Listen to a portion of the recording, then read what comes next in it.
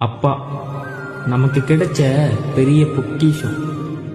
வாழ்க்கை முழுக்க நான் எவ்வளோ கஷ்டப்பட்டாலும் கேவலப்பட்டாலும் அந்த கஷ்டத்தையும் கேவலத்தையும் என் புள்ள படக்கூடாது, யாருக்கிட்டையும் போய் கையேந்து நின்றக்கூடாதுன்னு நினைச்ச என் தெய்வம்.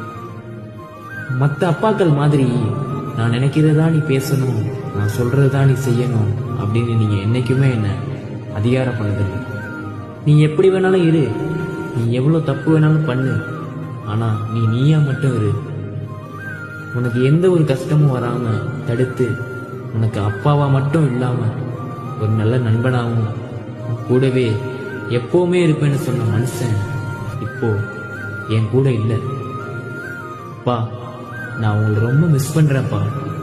வாழ்க்கையில் நான் கஷ்டமே படக்கூடாதுன்னு நினச்சேன், நீங்கள் என் கூட இல்லாத நினச்சி அந்த சோகத்தையும் கஷ்டத்தையும் என்னால் மறைக்கவும் முடியல. உங்கள் கூட இருந்த அந்த அழகான நினைவுகளை என்னால் மறக்கவும் முடியல. நீங்கள் இருக்கும்போது உங்கள் அருமை எனக்கு தெரியல.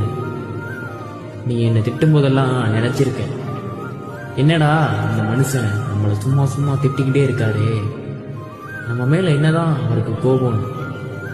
நீங்கள் இல்லாதப்ப தான் உங்கள் அருமை எனக்கு புரியுது.